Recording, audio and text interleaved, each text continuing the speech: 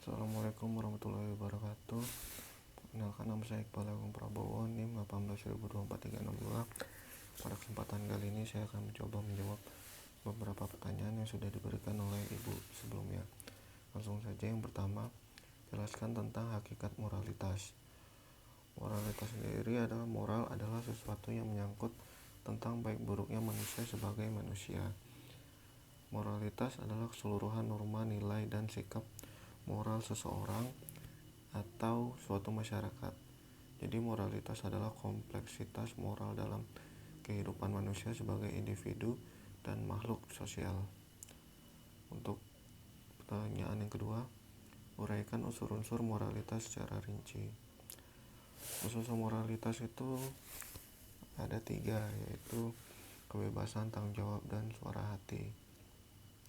Untuk kebebasan sendiri, norma moral adalah norma yang otonom, atau yang bisa dibilang Hans Kelsen berkata regulation of internal behavior.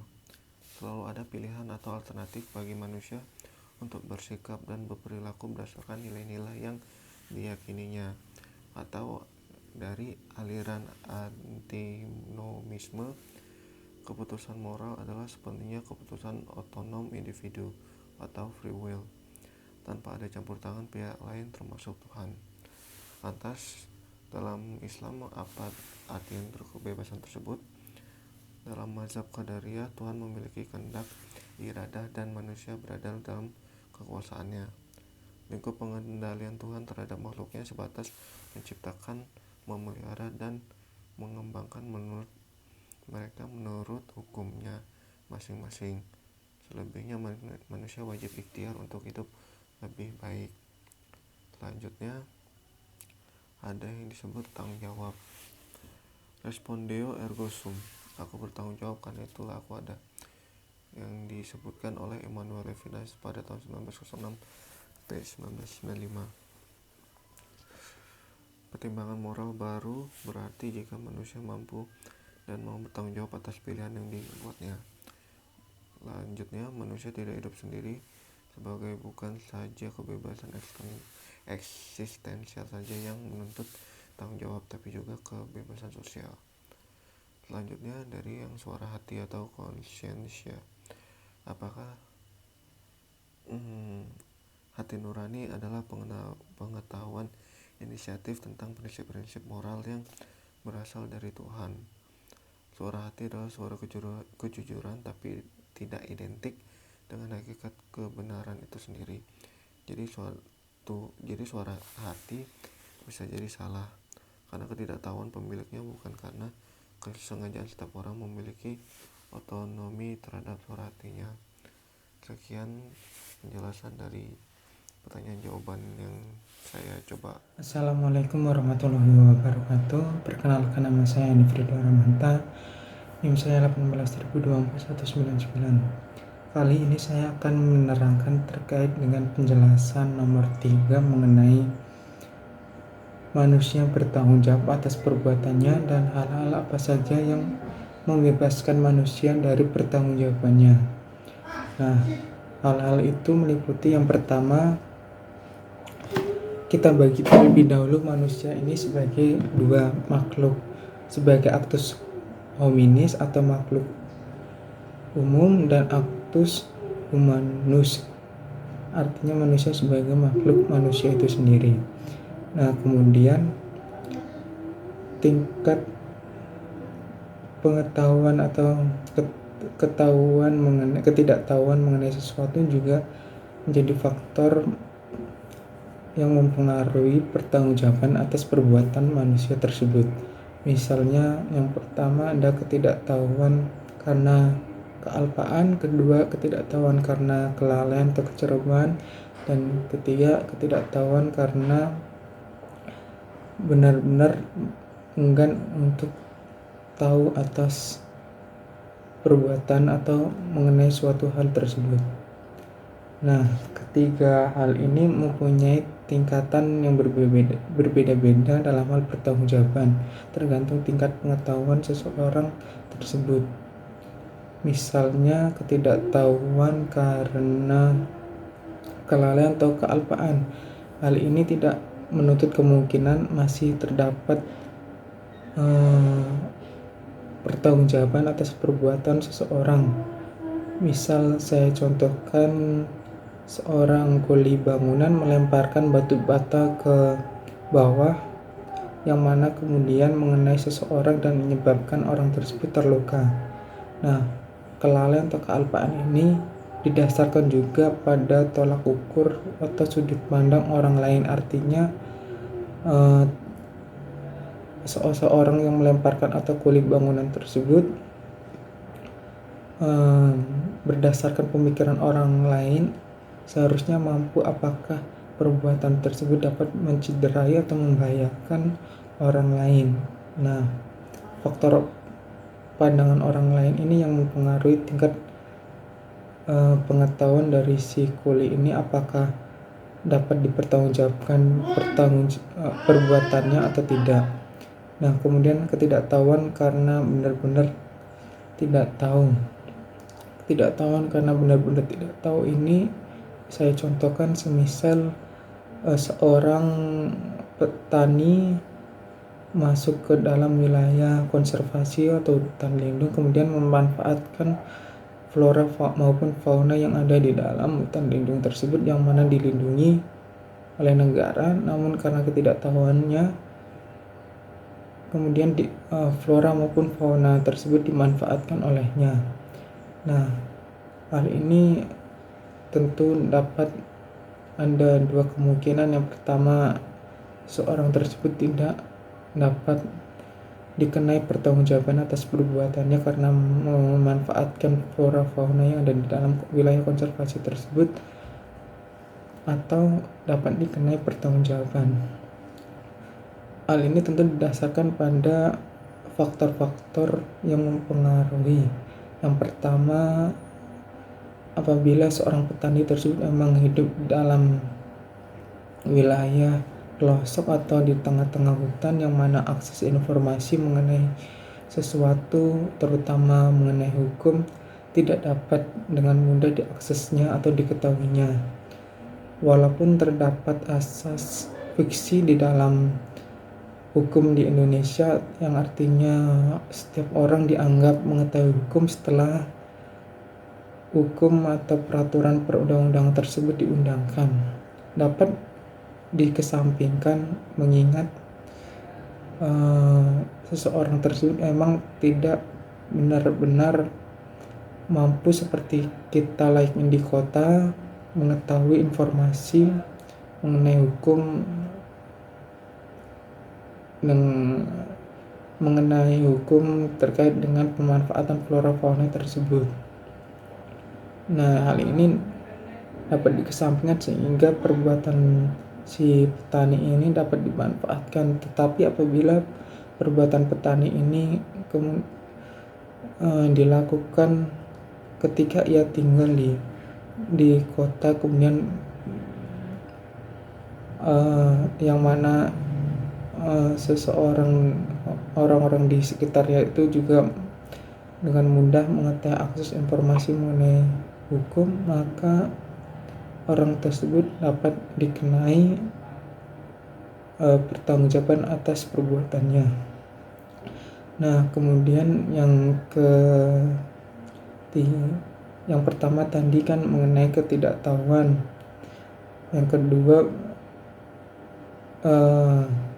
dan di dalam hukum itu terdapat istilah cakap hukum, yang mana artinya seseorang yang cakap hukum ini dianggap mampu dibebani hak dan tanggung jawab atau telah berumur atau telah beranjak dewasa, sehingga apabila orang tersebut tidak cakap hukum maka tentu dapat tidak dikenai pertanggungjawaban, misalnya orang gila atau anak-anak. Nah, untuk anak-anak ini ada kemungkinan. Yang pertama, dapat dikenai pertanggungjawaban perbuatannya apabila diatur di dalam peraturan perundang-undangan bahwa anak ini memang mampu untuk dikenai pertanggungjawaban. Misal saja di dalam peraturan perundangan itu disebutkan bahwa anak yang berusia telah berumur 14 tahun kemudian melakukan tindak pidana, maka anak tersebut dapat dikenai pertanggungjawaban hukum. Tetapi jika anak tersebut belum berusia 14 tahun, maka anak tersebut dikembalikan kepada orang tuanya. Nah, kemudian untuk orang gila ini tentu memerlukan pemeriksaan kejiwaan dari rumah sakit, apakah orang gila ini benar-benar gila dan tidak mampu mempertanggungjawabkan perbuatannya. Nah, untuk yang ketiga, hal yang menghapus dari pertanggungjawaban perbuatan seseorang adalah dalam keadaan overmah. Apabila dalam keadaan overmah kemudian seseorang melakukan tindak perbuatan yang mana pada saat dibandingkan sebelum terjadi overmah itu merupakan perbuatan kejahatan atau mempunyai akibat hukum, namun di dalam keadaan overmah itu kemudian ada unsur alasan pemaaf atas kesalahannya. Misal dalam hal kebakaran di suatu rumah, seseorang kemudian berniat untuk menyelamatkan orang yang berada di dalam rumah yang kebakaran tersebut dengan cara merusak rumah atau kaca maupun jendela untuk dapat diakses keluar masuk untuk menyelamatkan korban. Nah, apabila hal ini terjadi tanpa dalam keadaan overmah atau keadaan biasa normal, maka perbuatan tersebut dapat dikenai pidana karena merusak barang milik orang lain. Namun karena dalam keadaan overmah untuk menyelamatkan korban dalam kebakaran tersebut, perusakan tersebut dapat dimaafkan atau unsur kesalahannya atau dihapuskan unsur kesalahannya, mengingat kepentingan penyelamatan korban tersebut jauh lebih penting. Nah, hal-hal itu yang membuat penghapusan pertanggungjawaban. Sekian, terima kasih. Wassalamualaikum warahmatullahi wabarakatuh. Bismillahirrahmanirrahim. Assalamualaikum warahmatullahi wabarakatuh. Nama saya Ananda Doni Pramono, NIM 180243060 dari kelas Etika dan Profesi Hukum, kelas B. Di sini saya akan memberikan jawaban dari tugas kelompok mengenai moralitas. Saya dari kelompok 2. Pertanyaan adalah, yang pertama, apakah yang dimaksud dengan moralitas perbuatan manusia? Istilah moral mengandung integritas dan martabat pribadi manusia yang merupakan derajat kepribadian seseorang amat ditentukan oleh moralitas yang dimilikinya. Makna moral yang terkandung dalam kepribadian seseorang itu dicerminkan dari sikap dan tingkah lakunya. Ajaran moral yang sering disamakan dengan istilah etika. Namun menurut ahli Frans Magnus Suseno, istilah ajaran moral dan etika tidaklah identik. Ajaran moral adalah ajaran-ajaran, wejangan, khotbah, patokan, kumpulan peraturan, dan ketetapan, baik secara lisan maupun tertulis, tentang bagaimana agar seseorang menjadi baik. Menurut H. De Vos, etika diartikan sebagai ilmu pengetahuan tentang kesusilaan. Adapun yang dimaksud dengan kesusilaan adalah identik dengan pengertian moral itu sendiri. Menurut pandangan kami, moralitas perbuatan manusia artinya adalah sekumpulan tindakan-tindakan yang dimiliki dan dilakukan manusia yang menjadi standar bahwa apa yang dilakukan manusia dinilai baik dan bermartabat. Guna memelihara moralitas perbuatan manusia tersebut, seseorang harus mentaati norma-norma dan peraturan-peraturan yang berlaku di mana ia hidup. Kemudian, faktor apakah yang menentukan moralitas perbuatan manusia? Faktor apa yang menentukan moralitas perbuatan manusia? Antaranya adalah sasaran atau tujuan akhir, kemudian motivasi, dan yang terakhir adalah lingkungan atau ruang hidup. Sekian jawaban atas pertanyaan nomor 4 kepada saya, Ananda Doni Pramono, NIM 180243060 dari kelompok 2, mata kuliah Etika dan Profesi Ilmu Hukum. Terima kasih. Wassalamualaikum warahmatullahi wabarakatuh. Nama Sri Bintang Pamungkas, NIM 19000242448. Di sini saya akan menjawab pertanyaan kuis nomor 5 yang berbunyi, dalam kenyataannya kita selalu bertemu dengan dilema moral, terutama ketika kita harus bertindak. Kemukakan beberapa contoh dilema moral tersebut. Sebelumnya saya akan menjelaskan apa itu dilema moral. Dilema moral adalah suatu kondisi dan situasi yang menghadapkan seseorang itu mempunyai dua pilihan, yang dimana tidak satupun dari kedua pilihan ini dianggap tepat dan baik dalam menyelesaikan permasalahannya, karena kedua pilihan ini dianggap mempunyai resikonya masing-masing, sehingga menyebabkan pembatasan tindakan bagi seseorang tersebut. Salah satu contohnya mungkin saya akan jabarkan sebagai berikut. Seseorang yang sarjana teknik lingkungan baru saja mendapatkan pekerjaan di suatu perusahaan, sebut saja Anto namanya, baru mendapat pekerjaan di sebuah perusahaan. Ia bekerja di divisi pengelolaan limbah perusahaan. Setelah lama ia bekerja di perusahaan tersebut, ia baru tahu bahwa dalam pengelolaan limbah perusahaan itu perusahaan masih menyalahi aturan, di mana limbah perusahaan ini masih dibuang ke sungai. Dan si Anto ini melaporkan hal tersebut ke atasan bahwa perusahaan masih membuang limbah perusahaan ke sungai. Namun atasan menyuruh si Anto lebih baik tetap diam dan tetap bekerja, karena apabila ingin merubah atau memperbaiki sistem pengelolaan limbah itu harus mengeluarkan dana yang lebih, dan takutnya apabila hal tersebut dikeluarkan nantinya berdampak bagi karyawan, karena bisa mem-PHK karyawan yang lain apabila pengeluaran dana tersebut dilakukan. Dan dalam kondisi ini sebenarnya dari pihak pengawas dari pemerintah sudah tahu bahwa perusahaan ini sudah menyalahi aturan dalam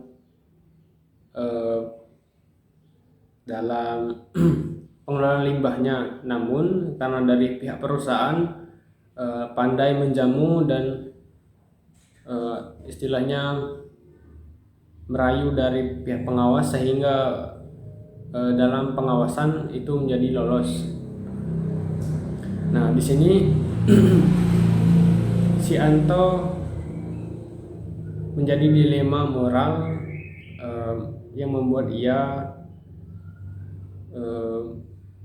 memiliki keterbatasan dalam bertindak. Tindakan apa yang harus ia lakukan? Apakah ia harus keluar dari perusahaan tersebut, atau ia harus melaporkan penyalah aturan pengelolaan limbah tersebut ke polisi dan sebagainya. Hal ini membuat Anto menjadi bingung dan dilema, apakah yang harus ia lakukan, karena apabila ia keluar, maka ia keluar dari perusahaan tersebut, pasti ia tidak mempunyai pekerjaan tetap dan gaji. Dan apabila ia tidak tetap bekerja atau tidak melaporkan, itu ia merasa sudah menyalahi aturan dirinya sendiri, karena antanya orang baik. Karena apabila tidak dilaporkan ke pemerintah, akan merasa bersalah bagi masyarakat yang berdampak terhadap lingkungan, terhadap limbah dari perusahaan yang ia bekerja tersebut. Mungkin demikian saja contoh dilema moral yang dapat saya jelaskan dalam video ini. Sekian, wassalamualaikum warahmatullahi wabarakatuh.